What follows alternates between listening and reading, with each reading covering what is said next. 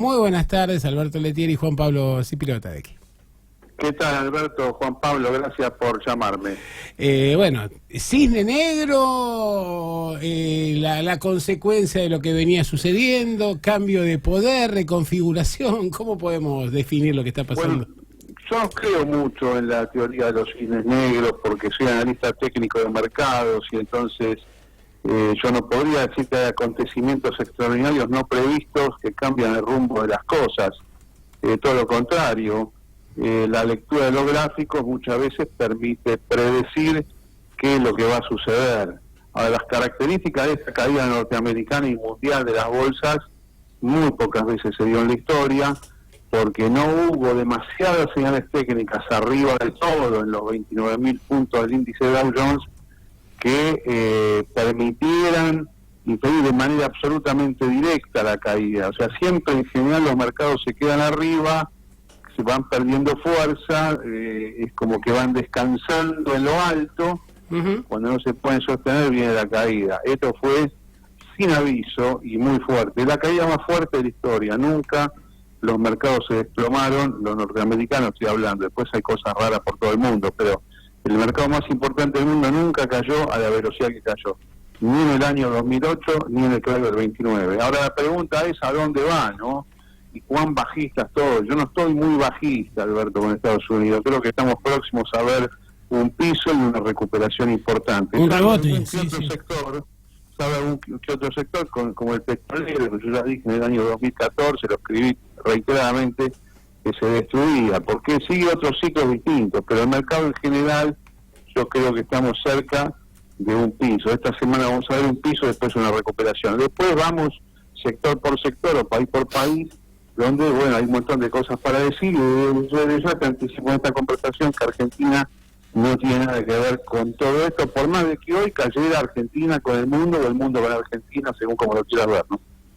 Sí. Pero naturalmente esto va a impactar en una economía argentina donde parece que todo está orientado a tratar de renegociar la deuda en condiciones de bastante debilidad, ¿no? Y con una serie de resistencias, de cuestionamientos y de demandas internas que generan una situación bastante preocupante.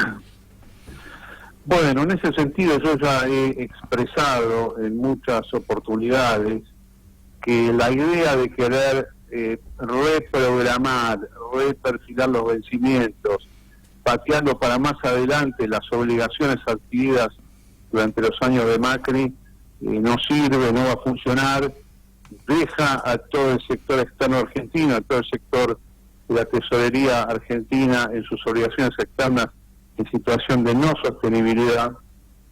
Pero bueno, el gobierno, a través del ministro Guzmán y de la decisión del presidente, decidieron otra cosa, decidieron prácticamente continuar con lo que venía haciendo Macri, que es a ver hacia dónde puedo endeudarme, qué cantidad me puedo reendeudar y pagar, fíjate lo que han dicho, 2023, después que termina el mandato. Esto ya te digo que fracasó. No lo van a poder hacer. Lo que tendría que haber hecho el presidente el 10 de diciembre mismo es decir, mire, tenemos este problema, no lo causamos nosotros, que acabamos de asumir, es lo que nos entregaron, no podemos pagar, vamos a pagar esta cantidad y hacer ahí la propuesta. Pero perdón, ¿no es lo que está diciendo el gobierno justamente? Por lo menos esto es lo que trasciende, es decir, nos encantaría pagar, pero no tenemos con qué. Y no, pero eso así, eso no es una forma correcta de plantear un default, ni siquiera un default ordenado o moderado. Vos cuando salís con esto tenés que decir, señores, no puedo pagar, lo que puedo pagar es esto, de esta manera. Algunos te van a decir que no, otros te van a decir que sí, los que te van a decir que no van a ser los menos, probablemente hagan juicio, pero en el conjunto terminás ganando. Pero hicieron todo lo contrario, hicieron giras para ver cómo venía la mano. Te estás poniendo en las manos del otro, ¿no? Y además se fueron a pedir esas cosas que, no sé, creo que Macri empezó con eso, empezó a llamar gente de todo el mundo, apoyos políticos, cosas que no sirven absolutamente para nada. Le dice al presidente de Francia, al primer ministro de Alemania, al presidente, de los Estados Unidos, bancame el Fondo Monetario, cosas que no sirven para nada y además que no funcionan de esa manera. Para mí fue una muy mala elección el ministro Guzmán. Yo creo que está equivocado Guzmán y me parece que le quedan pocos días, ¿viste? Yo creo que el fracaso va a ser total. Y Argentina, en lugar de un default ordenado, hay un default desordenado. Olvídate, ya esto con este contexto mundial y con todo lo que ha pasado, no tiene salida. Se equivocó el gobierno con esto. El ministro Guzmán, desde tu perspectiva, ¿es un ministro que ha sido designado desde el gobierno o un ministro designado en consenso con el Fondo Monetario, con la nueva conducción? No. Yo creo que el Fondo Monetario no lo designó. No creo mucho en esas conspiraciones. Yo creo simplemente que Alberto Fernández tenía alguna idea y él en su interior dijo, ¿cómo puedo hacer para no pagar pero que no se note tanto, o decir que voy a pagar y voy a ir más adelante y mientras tanto armar un programa de crecimiento? Y seguramente se entrevistó con un montón de economistas, de los del partido, algunos que no eran del partido. O con Stiglitz directamente. Bueno, eso no lo sé, pero sí puedo deducir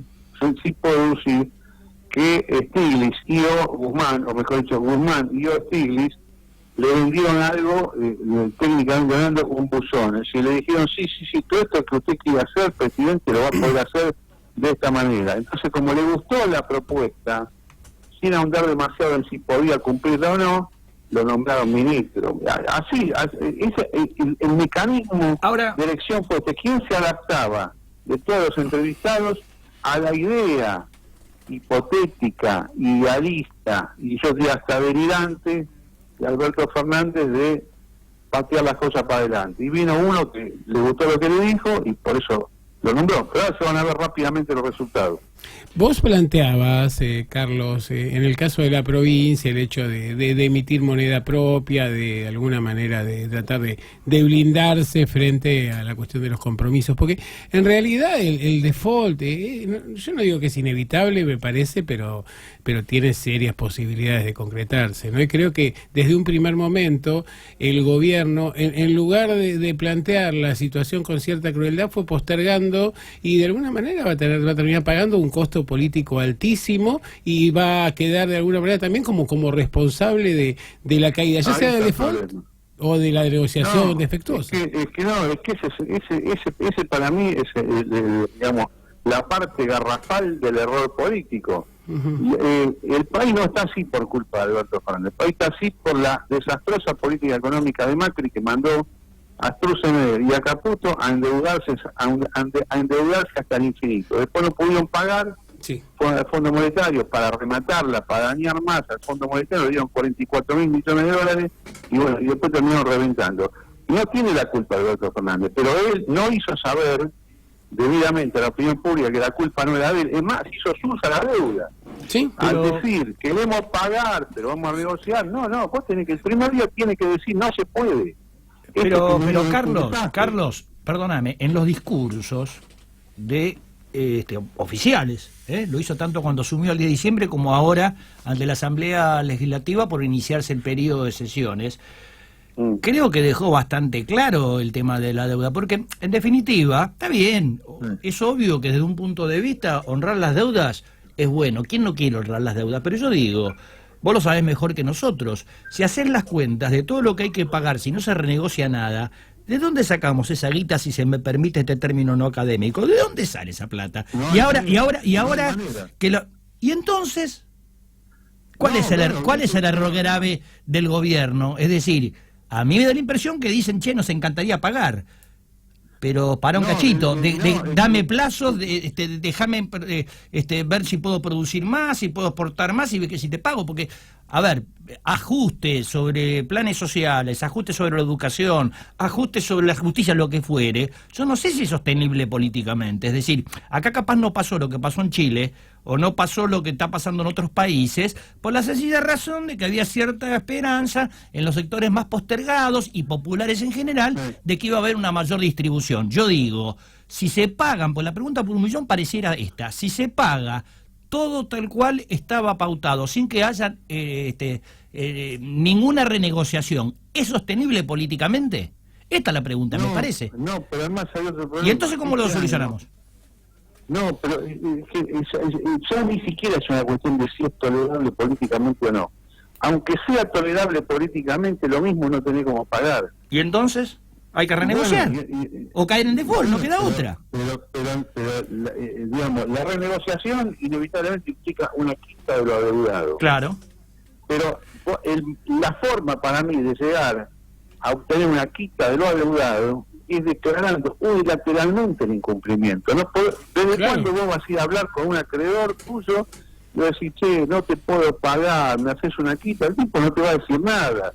El tipo va a decir, pero vos me estás pagando ahora. Entonces, mientras vos le estés pagando, el tipo no va a hacer nada. No va a estar forzado a hacer ninguna oferta a él, ni entrar en conversaciones, ni nada. Porque te va a exprimir hasta donde puedas. Y no es que no tiene derecho el otro tiene derecho a cobrar. Pero no es eso lo que está en discusión, te fundiste. Ya lo dije en otro programa, no quieren asumir Guzmán y Fernández que el país se fundió, espero que ahora sí lo asuman. Pero para mí van a sufrir un gran costo político. Han perdido 3-4 meses acá inútilmente. Si lo hubieran dicho claramente, pero claramente, y expresando razones, y sin aplaudir en el Congreso ni festejar, lamentándose que no se puede pagar porque técnicamente no podemos pagar, porque lo que tenemos que pagar en el año 2020, tengan en cuenta esto, es tanto como el presupuesto nacional. Locura total, claro. Este año vence otro presupuesto nacional. La sumatoria de todo lo que hay que pagar equivale a otro presupuesto nacional, lo cual es imposible. El loco que hizo, los locos que contribuyeron a que los vencimientos cayeran de esta manera, o que se pedalearon, se apalancaron, se liberaron en el mercado de la manera que lo hicieron, son una manga de irresponsables. Y esto tiene nombre: Macri, Sturzenegger, Caputo, Pratgay, Duhovne, unos locos.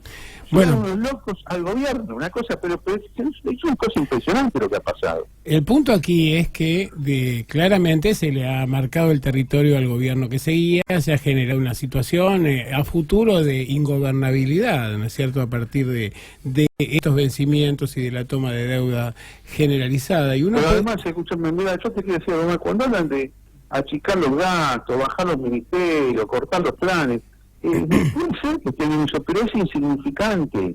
Sí. Frente al volumen de la deuda es insignificante. Estos son los números que nadie quiere en el país. Incluso el 3% de incremento, el 3% de incremento en las retenciones de los grandes productores de soja es una cifra mínima que no impacta y solo genera conflicto interno. Pero eso no solamente es mínima, sino que perjudica. Ajá. Eso no es una medida inteligente, subir impuestos. ¿Cómo va a subir impuestos en Argentina totalmente recesiva y destruida? No, pero voy a esto, que en realidad es una suma mínima y que genera conflicto en términos políticos y que afecta al proceso productivo.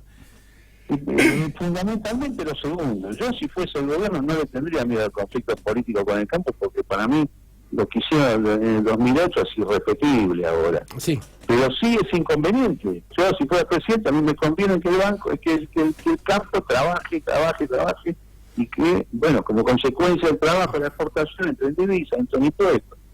Pero poner ahora 3 puntos más a la soja, confiscatorio, es una muy mala medida. Tan mala medida como decir, yo te quiero pagar, negociemos. No, esto se hace unilateralmente. Como hizo el Líbano este fin de semana, no sé si ustedes leyeron, el Líbano debe 21.000 millones de dólares. Este lunes vencía 1.200 millones de euros y no puedo pagar, y no puedo pagar nada de lo que viene. No hacen ese tema que voy pagando mientras tanto. No, es todo o nada, así funciona esto. Y además dijeron claramente, en 8 meses queremos cerrar una nueva, 8 meses. Es un país de banqueros árabes muy ricos, la verdad que es una vergüenza que hayan defolteado, pero bueno, esto es lo que pasó. Pero te dicen algo real: los 21.000 palos que debo no lo puedo pagar, tengo 8 meses para renegociar. ¿Qué dijo Alberto Fernández y Guzmán cuando asumieron?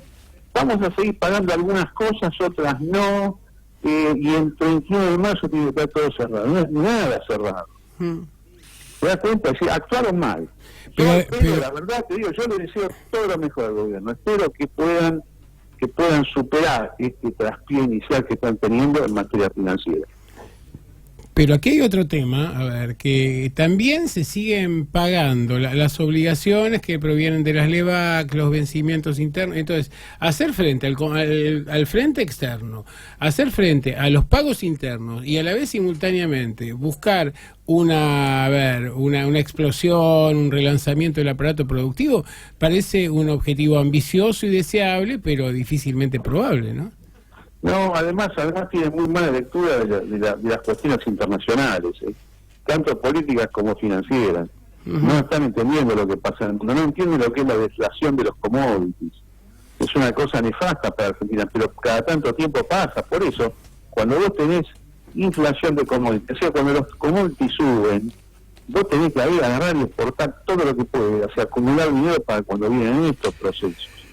Ahora con estos precios queda vaca muerta, queda fuera de combate, el campo también, porque ¿sí? También los granos están deflacionándose. No solo más la devaluación en Brasil y en el resto de los países latinoamericanos. Bueno, eso es bueno para Brasil. Para Brasil sí, pero no para nosotros. Y bueno, ¿por qué no dejan tratar la moneda alguna vez? Sacan esos cepos ridículos. No sé, cuando uno le faltan divisas, lo que no tiene que hacer es restringir. Claro. Deja que valga lo que tenga que valer. Mirá cómo ajusta Brasil o Chile, lo mismo. Pero no quiero entender lo que es acá un tipo de cambio flotante. El modelo del mundo es tipo de cambio flotante, no es tipo de cambio fijo, ni es un tipo de cambio que vos no podés comprar. No tienen que liquidar todo en el mismo mercado. Todo lo que entre y todo lo que salga se liquida en el mismo mercado, sin intervención del Banco Central. Eso es lo que yo creo que es mejor para el país. Es que pautando de este modo, ni siquiera te garantiza que puedas controlar la inflación, ni mucho menos, porque la inflación, y sobre todo la inflación en alimentos, sigue disparada. Sí, no le creo a la número del INDEC, está claro. Ajá. Los números, no, para mí no es así, pues si las cosas cada día valen más, no tiene sentido. Me parece que hay un dibujo ahí de vuelta, con el INDEC. Bueno, Carlos, te agradezco mucho tu intervención. Voy a seguir molestándote porque realmente... No, pero me parece que es muy importante esto. Es decir, todos queremos que al gobierno le vaya lo mejor posible y cuando formulamos estas críticas las hacemos en el sentido de la contribución, ¿no es cierto? De la contribución. Lo voté, Alberto, y yo también, bueno, por eso mismo. Lo voté convencido. Sabía que se iban a equivocar, pero igual lo voté. Entonces, ¿sabés lo que pido como votante? Que corrijan el rumbo. Claro. Que asuman la realidad y que le echen la culpa al que les tiene que echar la culpa, no son ellos. Esta vez el peronismo no es culpable de esto. No. Así nomás te lo digo. No solo no es culpable, sino los mecanismos por los cuales se tomó esa deuda estaban reñidos con la legalidad vigente, ¿no? Y es otro tema que no hay que dejar bien claro. Y bueno, tuvo razón Cristina Kirchner. Cuando hizo ese comentario hace cosas de 3-4 semanas sobre el Fondo Monetario, que fue mandado el préstamo, que tiene razón. Claro. Hagan valer ese argumento. Es un argumento muy inteligente el de Cristina Kirchner. Pero nos hablamos pronto. Muy bien, muchas gracias, Carlos. Carlos